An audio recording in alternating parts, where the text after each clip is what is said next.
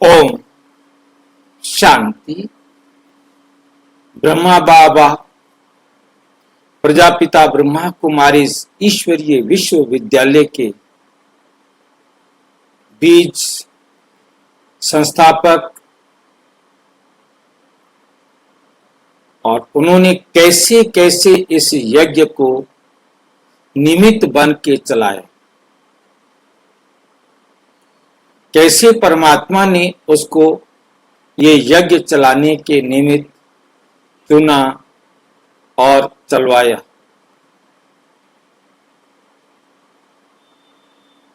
अब बाबा जो है कश्मीर में गए और पीछे जो है ना क्लास चल रही है, सत्संग चल रहा है और बाबा कहाँ चले गए हैं? कश्मीर। और कश्मीर में दादा जब बाबा हिमालय में शिव से मिले, इनकी अमरनाथ की यात्रा, तो बाबा जो है अमरनाथ में जा रहे हैं, जिन्होंने इनके शरीर का आधार लिया है, उन्होंने जहां अमर कथा सुनाई वो देखने के लिए जा रहे। बाकी गए तो ये कश्मीर थे, परंतु वहां भी गए तो इस सारी बातों को हम आज देखेंगे। अमरनाथ की सच्ची कहानी और शिव बाबा के शक्तिशाली पत्र। शिव बाबा ब्रह्मा बाबा के द्वारा वहां से पत्र भिजवाते थे और यहाँ पर जो जिस बहन के निमित्त वो पत्र आता था वही बहन पत्र सुनाते थे। रोजाना बाबा ने कश्मीर से एक पत्र लिखकर भेजना होता था और यहाँ जो है जिस बहन के नाम से पत्र आता था वो पत्र सबको पढ़कर सुनाते थे। वो पत्र एक प्रकार का क्लास थी, वो पत्र जो है एक प्रकार से मुरली थी, और उस समय उसको मुरली नाम नहीं दिया गया, उसे पत्र ही कहा जाता था।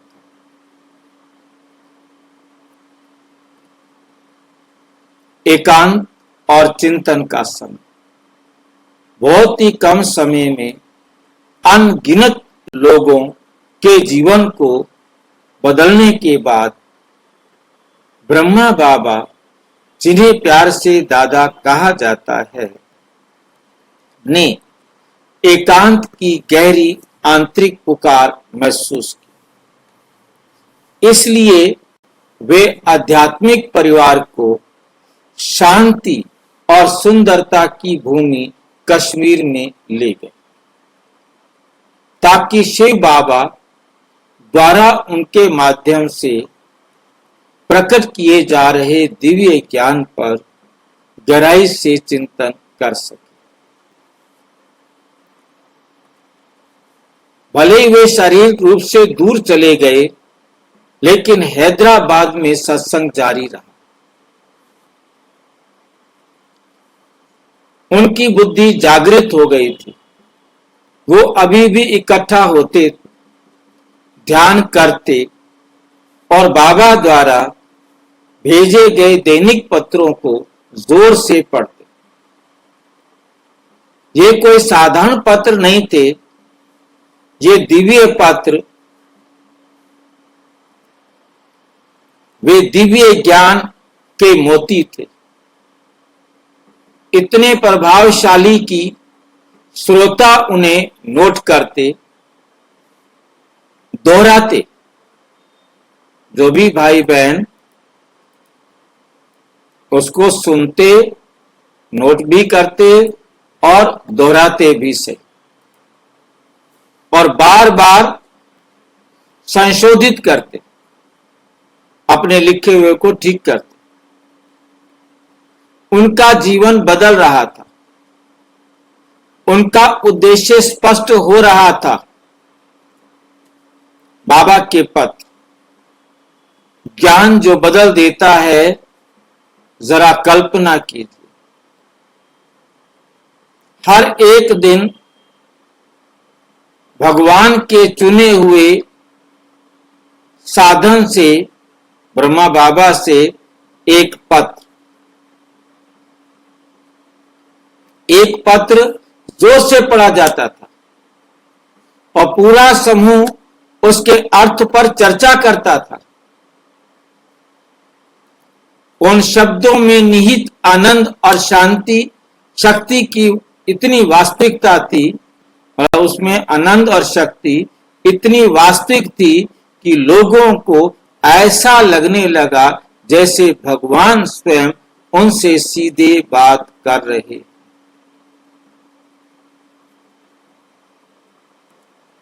उदाहरण, एक भाई ने कहा, बाबा का पत्र पढ़ने के बाद मुझे ऐसे लगा जैसे मेरी आत्मा पर जमी हुई सारी धूल धुल गई हो। मैं आखिरकार स्पष्ट रूप से देख सकता था। कश्मीर में दादा की गहन तपस्या, स्वयं को समझना। जबकि कश्मीर में बाबा ने खुद को मौन और ध्यान में डुबो लिया। उन्होंने ऐसे सवालों पर विचार किया जो मानव पहचान की नींव को हिलाकर रख देते थे। मैं कौन हूं? आत्मा का वास्तविक स्वरूप क्या है? मैं कर्म के बोझ की परतों को कैसे काट सकता हूं? आध्यात्मिक स्वतंत्रता का अनुभव कर सकता हूं? और उन्हें जवाब मिले, किताबों से नहीं बल्कि भीतर से। शिव बाबा के दिव्य मार्गदर्शन से। मैं आत्मा दिव्य प्रकाश का एक बिंदु हूं। मैं अपने विचारों, भावनाओं और निर्णयों को नियंत्रित करता हूं। ये भ्रम कि मैं एक शरीर हूं, दुख का मूल कारण है। मुझे फिर से शाश्वत बनने के लिए शरीर की चेतना से ऊपर उठना होगा। इस स्पष्टता ने न केवल उनके अपने परिवर्तन को बल्कि लाखों लोगों के भविष्य को भी आकार देना शुरू कर दिया।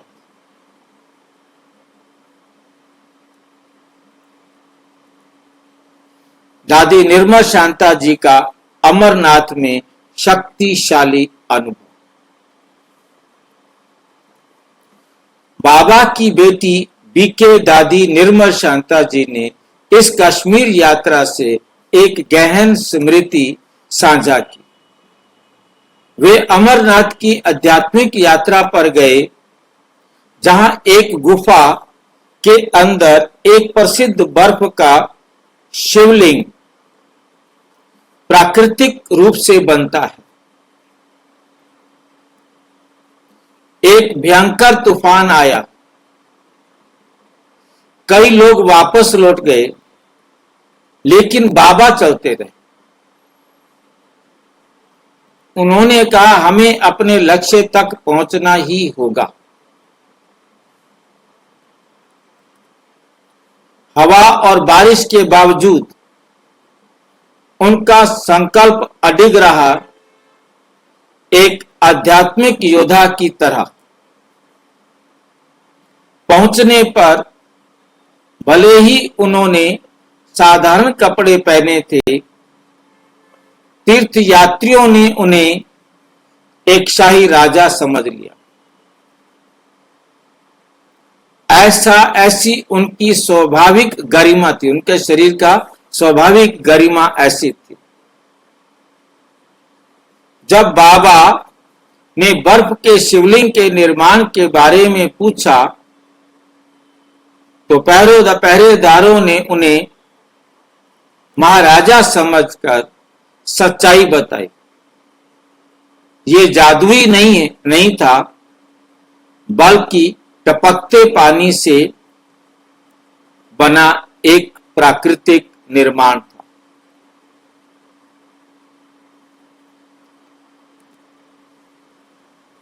लेकिन असली चमत्कार गुफा में नहीं था। ये ब्रह्मा बाबा के माथे में था, जहां सच्चे शिव बाबा अवतरित हुए थे, एक छवि के रूप में नहीं बल्कि जीवित रूप में। इस बीच हैदराबाद में सत्संग जारी है। घर वापिस आकर बाबा की अनुपस्थिति में भी आध्यात्मिक क्रांति नहीं रुकी। लोग ध्यान और अध्ययन के लिए उनके घर पर इकट्ठा होते रहे। शिव बाबा की शिक्षाएं इतनी सार्वभौमिक थी, सभी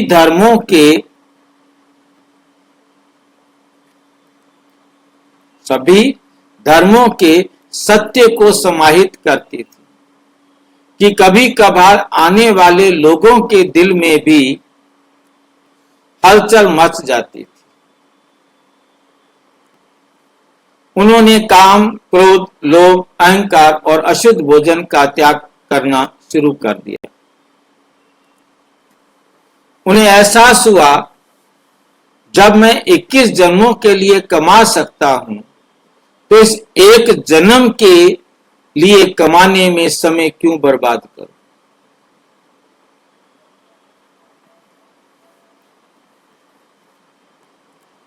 निष्कर्ष, असली चमत्कार परिवर्तन है। असली जादू किसी गुफा या बर्फ के ढांचे में नहीं था। असली चमत्कार आत्मा की शुद्धि, दिव्यता की जागृति और बाबा के पत्रों में और तपस्या के माध्यम से ईश्वर से जुड़ने में था। लोग केवल एक दिव्य सिद्धांत को लागू करके शांत, संतुष्ट और मुक्त हो गए। मैं एक आत्मा हूं और शिव बाबा मेरे शाश्वत पिता। दर्शकों के लिए कार्रवाई का आह्वान।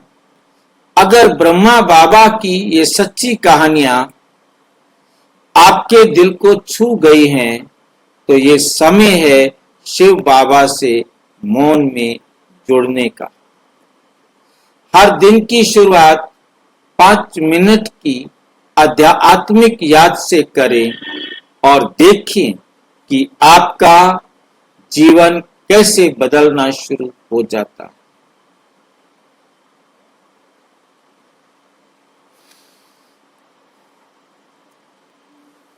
अच्छा, ओम शांति। और विस्तार से जानने के लिए प्रजापिता ब्रह्मा कुमारी ईश्वरीय विश्वविद्यालय के किसी भी सेवा केंद्र पर संपर्क करें। और यदि कोई प्रश्न है तो 9213106986 पर केवल टेलीग्राम करें। 9650692270 पर केवल व्हाट्सएप करें, फोन नहीं। ओम शांति।